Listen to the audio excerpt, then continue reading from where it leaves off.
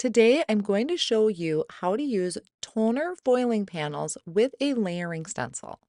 I'm also going to show you how I was able to get perfect foiling results with a little experimenting. Hi everyone, I'm Mindy Eggen and welcome to my channel. All of the supplies that I'm using in today's video will be linked down below in the video description and over on my blog. The product that I'm going to be using today is the Fluttering Friends set from Tailored Expressions. Now these are sold individually, but you can pick up either the toner foiling panels, which is what I have here. I already had one done when I was doing my experimenting, but I'm going to do two of them for you on screen.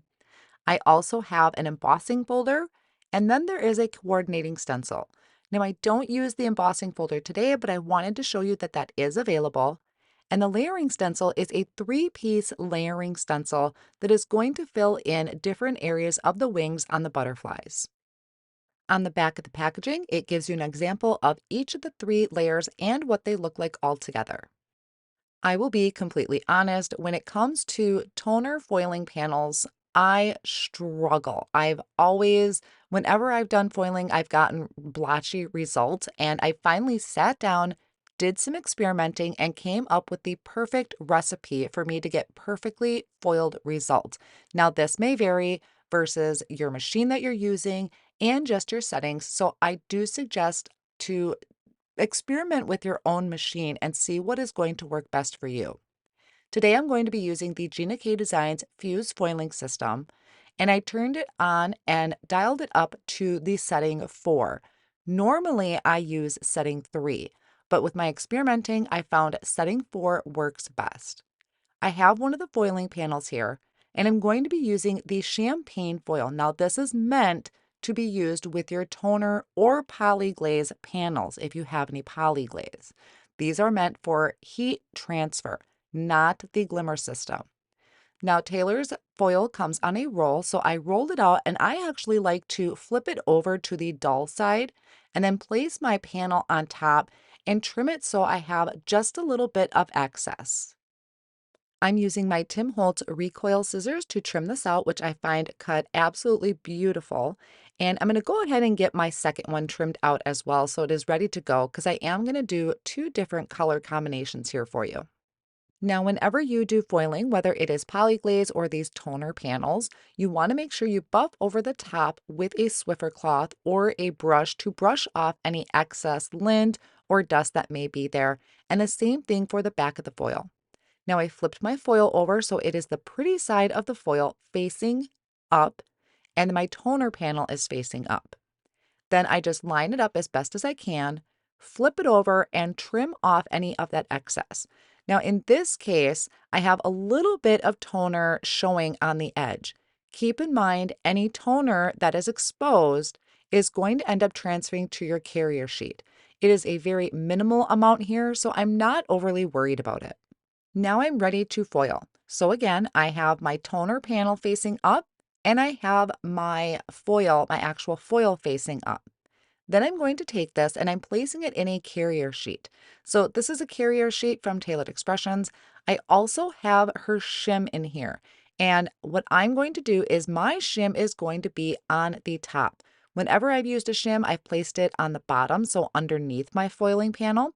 But at this time, I'm going to place it over the top. You always want to start with your folded end going in first.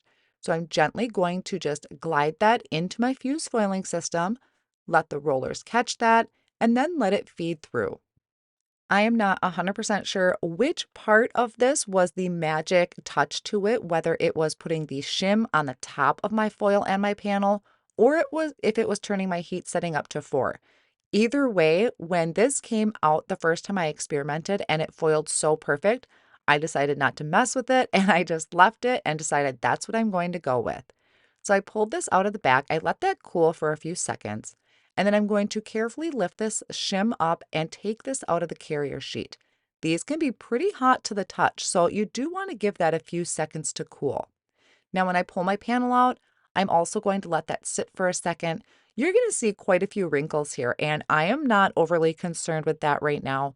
When I peel back my foil, all of that foil stuck to the black areas on that panel. The black areas were the toner. It's pre-printed.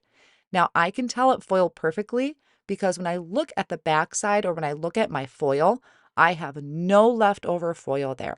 And my background here is perfect. You might see some black, but that's just because the foil is reflecting my camera up above. And there's a little bit on the edges there, but that's because I didn't have any foil over those areas. I'll go ahead and do this one more time on screen for you here so you can see it once again, and I am going to speed up the process. But if you are struggling with foiling your toner sheets, definitely experiment with your machine, experiment with maybe placing your shim or even flipping this so your design faces down when it goes through the rollers. Just experiment with different things, different settings, maybe turn it to 2 or 3. Mine, like I said, I happen to place the shim on top of my foil panel and then have the setting on 4. This may vary if you're using a Mink machine.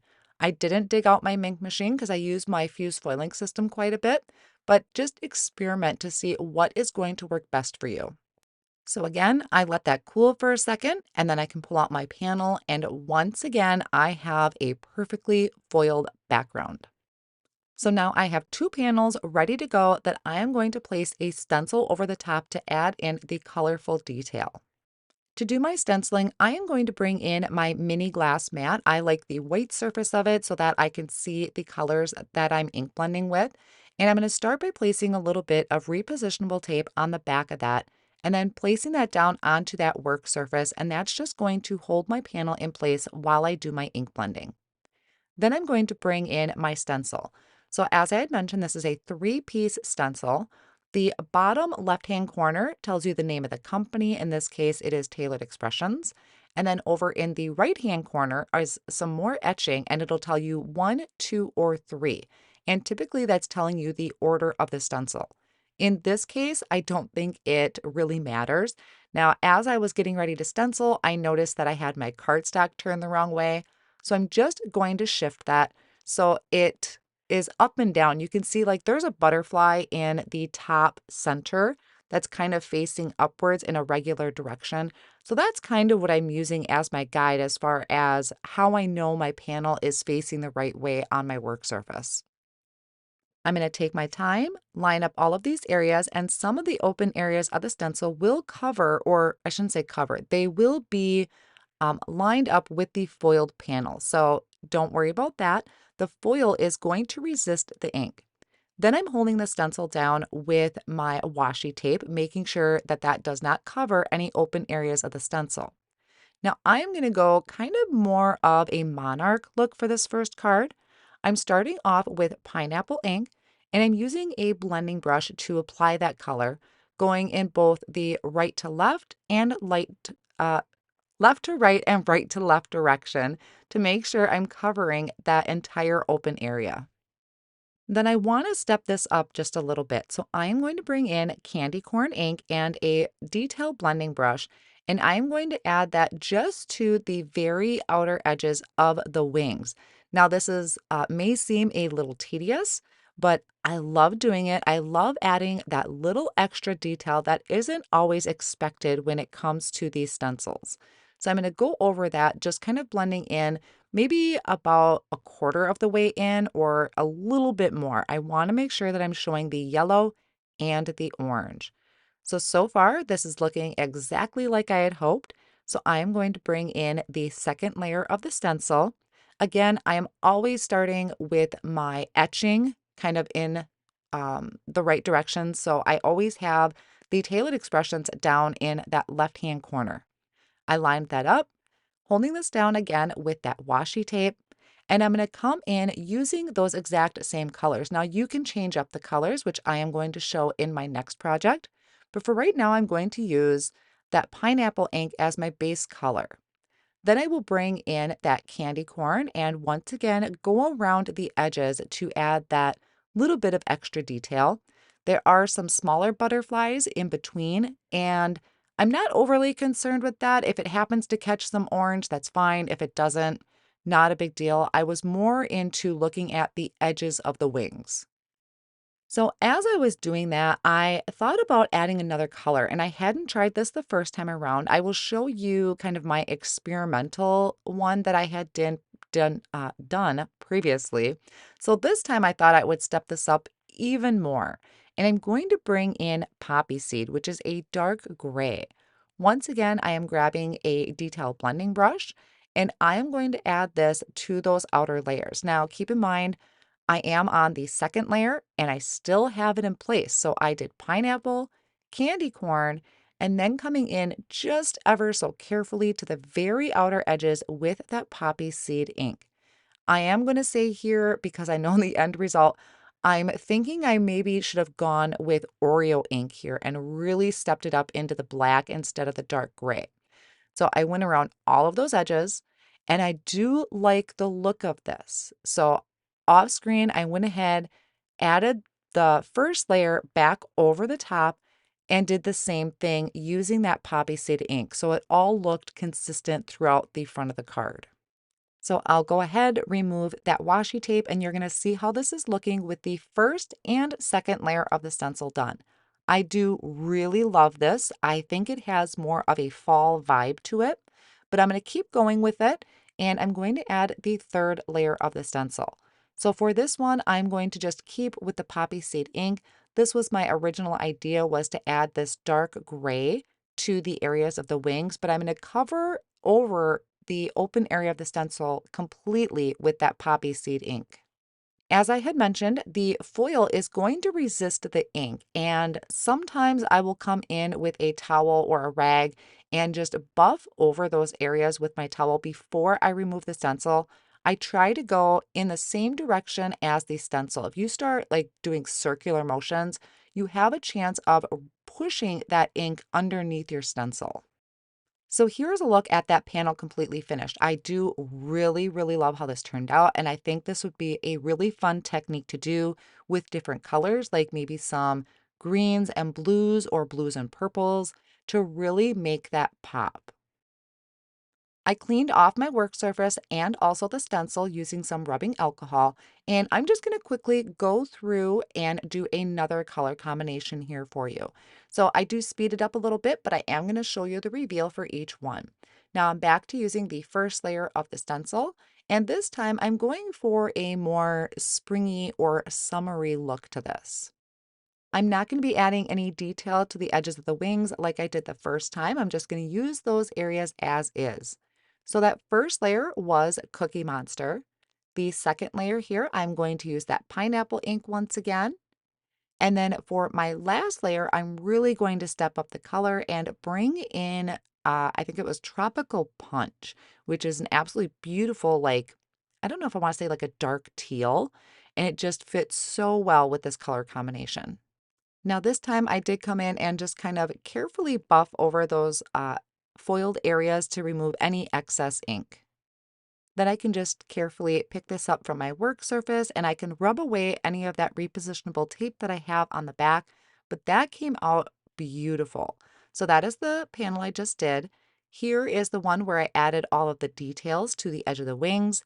And then this was my experimental panel. So for this one, I still used the pineapple, the candy corn, and the poppy seed, but I didn't add in the poppy seed to the edge of the wing. So you can see what a different look it gives depending on what colors you use at the edge of the wings.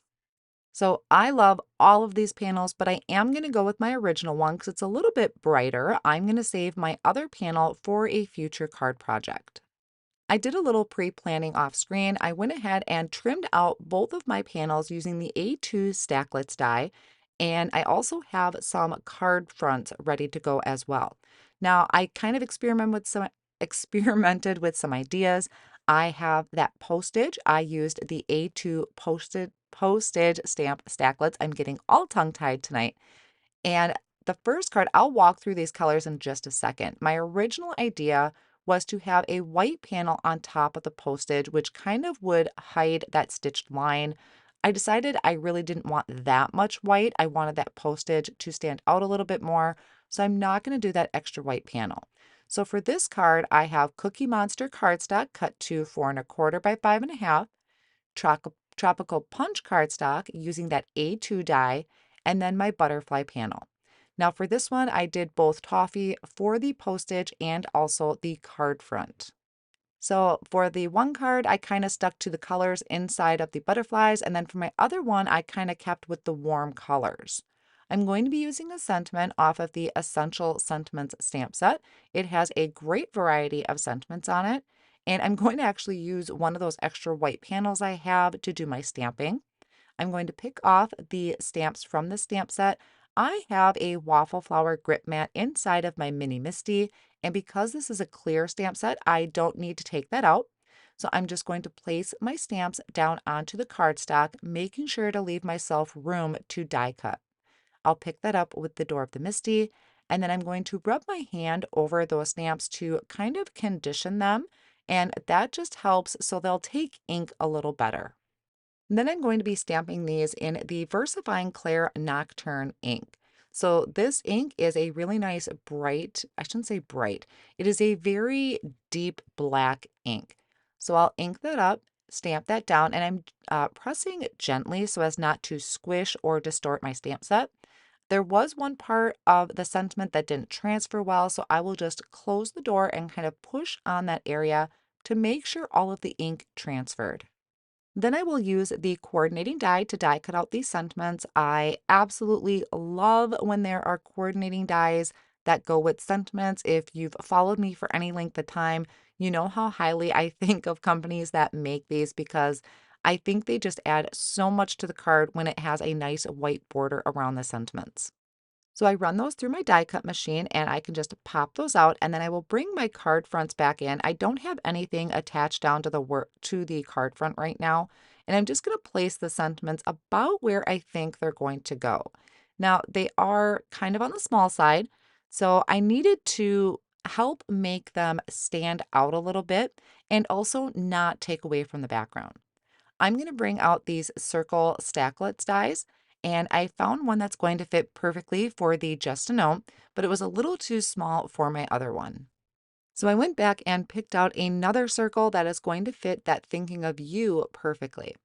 And in order to get these to pop up and not take away from the background and also diffuse the background, I'm going to be using a piece of vellum. So I die cut out both sizes of circles from that vellum. And this is really going to help kind of just bring that sentiment to the forefront and also not hide the background, but not take away from it. Whenever I am die cutting sentiments, I always use the excess cardstock left over to die cut out a few more just out of plain white cardstock. I'm going to bring in, this is an embossing mat from Tailored Expressions. It is just a silicone mat. I love using silicone mats to catch any excess glue when I'm gluing small things like sentiments or die cuts.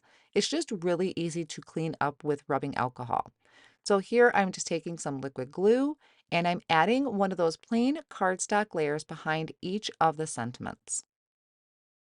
I do want to add a little bit more dimension to these, and I can either do that by adding more cardstock behind each of the sentiments, or I can just bring in some foam squares. So for each of these, I am going to take some scissors and just trim down my foam squares to fit behind each of the sentiments, and that's going to help give it a little bit of lift from that vellum. I'll do that for both of the sentiments and then I can remove the backing and I'm going to place this over the vellum circles. It might be a little hard to see right now, but I do have the vellum circles on that silicone mat and that's going to help kind of pop it up. Now, it doesn't matter if you're real centered because it is vellum, it's a circle, but I do try to make sure I have an even amount of a margin on each side of the sentiment. And same thing for this smaller one. I'm going to just try and make sure I have an even amount of space around the edge of the sentiment. So for each of these, I'm going to flip it over and I'm going to add some more of these foam squares kind of in the same place that I did the previous ones because I can see through the vellum for this. My sentiments are all set, so now I'm going to start putting my actual card fronts together. And I do want to add a little bit of dimension to these as well. There are enough layers where you really don't have to add any more foam or dimension to them, but I do like to have a little bit of lift. So I am bringing in these thin foam strips that Tailored Expressions carries. I like to use my crafty points for these because they are, I'll admit, a little pricey for foam strips, but you don't really realize how much you love them until you have them. Like I didn't think I needed it until I had them. And then I realized just how nice they are because they're very thin. They're not real thick for a foam strip. It adds just a little bit of lift to each of the panels. So I did that behind my butterflies. And then I'm also going to add some behind this postage cardstock piece. And as I said, with Tailored Expressions, if you have an account over there, you can sign up, and each time you place an order, you earn crafty points. So I like to save my crafty points if possible and use them to buy these foam strips. I have my card front all put together, and then I can remove the backing of the foam tape that I have from that vellum. I like to place my small backing pieces like this into a little trinket tray. This is a pinch bowl from Spellbinders, but there's a couple different varieties out there. And then I'm just going to center that as best as I can on the front of the card. And I think that came out perfect. The sentiment stands out from that busy background and yet doesn't take away from it. So I really love how that vellum kind of diffuses everything and yet doesn't hide your design, if that makes sense. It's like the best of both worlds.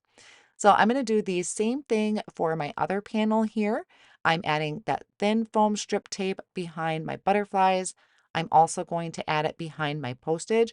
Another idea, if you didn't want to use foam, is you could just add a couple layers of cardstock behind it too. That would give you some lift. And then once again, just taking off the backing of those foam pieces and adding this one. I thought about doing it down in the bottom corner, but I decided to stay consistent with my other card and add it to kind of the top center. I'm going to add some embellishments to this. So I have this cute little star trinket tray that I'm going to dump some embellishments in. I brought out a few of them from Tailored Expressions that I have in my collection. This first one are some, I think these are bits and pieces, but I couldn't find them on the website right now. I did find black gems, so that would work. I like this star bowl because I can just pour the remaining embellishments back into the jar. So for my teal colored card, I decided to go with black embellishments. And then for the one that has the toffee cardstock, I'm going to be using drip drops. Now this is just like the original drip drops. It's kind of like an iridescent. And it seems like all the real big ones were on the top of the bottle. So I really had to dump a bunch out to get some of these smaller ones. Then I'm just going to take some liquid glue and my craft pick that has a little wax tip at the end, and I can attach my embellishments. And then there I have two finished cards for you. I was able to show you how to foil and my tips for getting amazing results with these toner foiling panels, and also how to use this stencil and stepping up your stenciling by adding different colors. You can have just kind of the three different colors or taking it up a step and adding detail to the edges of the wings in this particular design, but you can do this kind of technique in any type of ink blending design. Once again, I will have all of these supplies listed down below in the video description and over on my blog, along with individual pictures of the card projects. I hope you found this video tutorial helpful and it has inspired you in your card making and foiling projects. Thank you all so much for joining me, and I will see you again real soon with another card tutorial.